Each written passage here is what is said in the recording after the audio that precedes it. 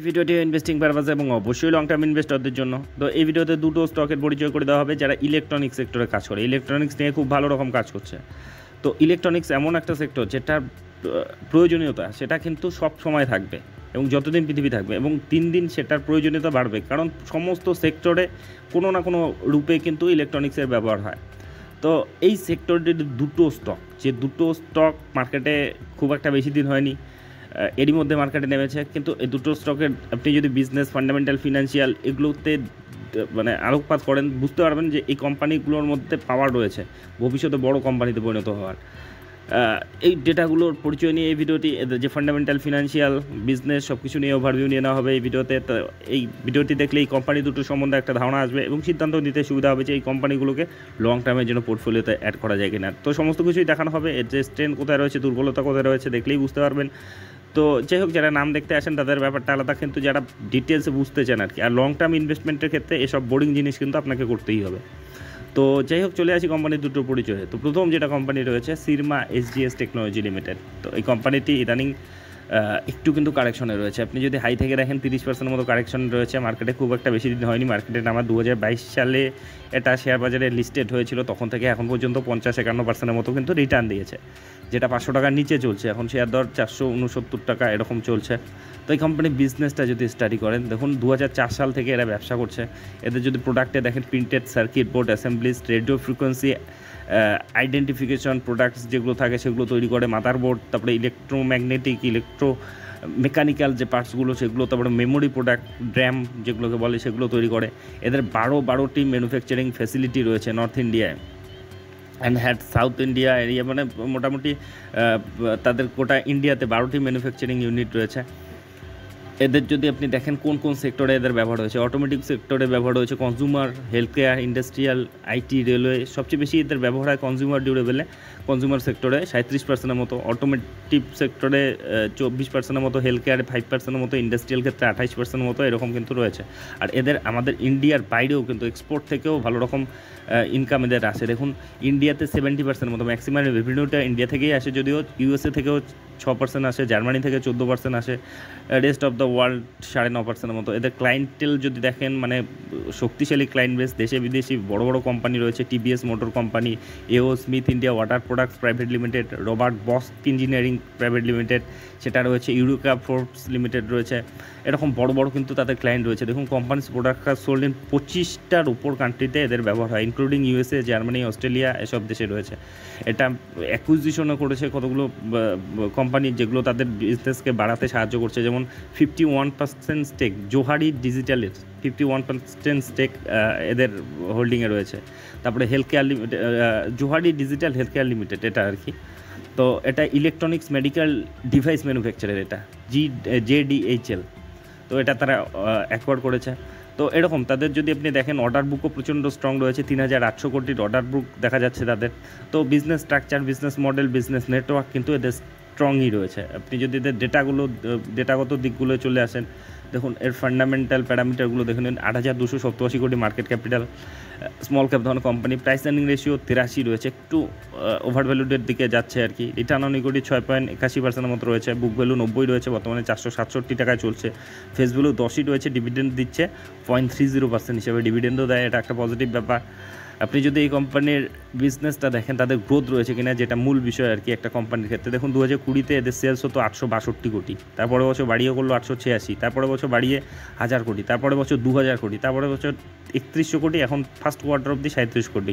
মানে consistently growth দেখা যাচ্ছে তাদের বিজনেসে। আপনি যদি এদের প্রফিটেবিলিটিতে চলে যান, দেখুন 92 কোটি ছিল 2020-তে, তারপরে একটু কমে গিয়েছিল 69 কোটি, 57 কোটি, এখন দেখুন 123, 124, 116, মানে একটা এভারেজ পারফরমেন্স যদি আপনি লক্ষ্য করে থাকেন, সুন্দর কিন্তু গ্রোথ রয়েছে। দেখুন গত 3 বছরে 53% কম্পাউন্ডিং সেলস গ্রোথ দেখিয়েছে, গত 3 বছরে কম্পাউন্ডিং প্রফিট গ্রোথ 20%-এর মতো দেখিয়েছে।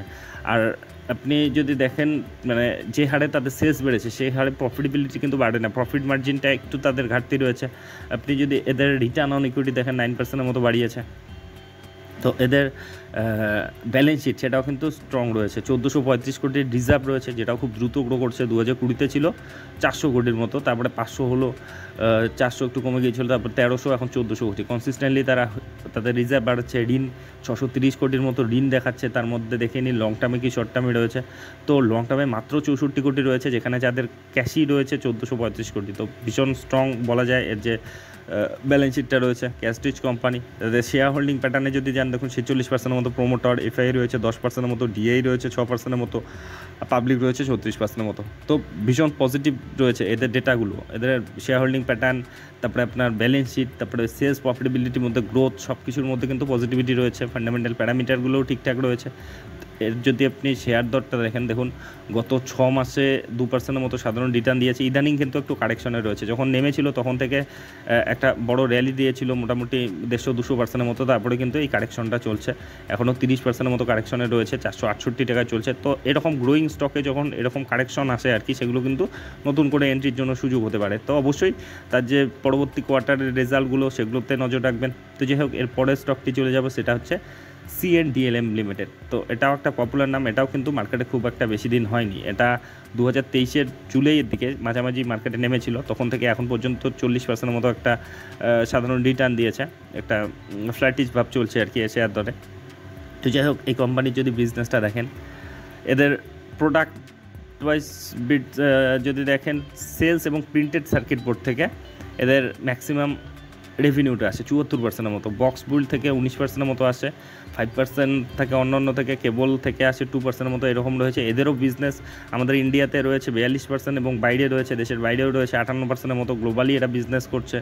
এদের কাস্টমার সেগমেন্ট যদি দেখেন, সবচেয়ে বেশি এদের কাস্টমার রয়েছে ডিফেন্স সেক্টরে। ডিফেন্স অ্যারোস্পেসের 26% মতো রয়েছে, ডিফেন্সে 57% মতো বিজনেস রয়েছে। এক্ষেত্রে কিন্তু এদের একটা ভীষণ পজিটিভ ব্যাপার, কারণ এই ডিফেন্স অ্যারোস্পেস সেক্টরটা কিন্তু একটা ভীষণ গ্রোয়িং সেক্টর। আর এক্ষেত্রে ইম্পর্টেন্ট যে পার্টসগুলো হয়, ওয়্যার হার্নেস, তারপরে প্রিন্টেড সার্কিট বোর্ড, মানে ইলেকট্রনিক্সের যে প্রোডাক্টগুলো হয় ডিফেন্স অ্যারোস্পেসের ক্ষেত্রে তারা প্রোভাইড করে ইম্পর্টেন্ট প্রোডাক্টগুলো।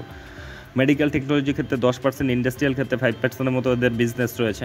তো এটা একটা পজিটিভ পয়েন্ট। তারা ডিফেন্স অ্যারোস্পেসের মধ্যে একটা গ্রোয়িং যে সেক্টরে এদের বিজনেস রয়েছে।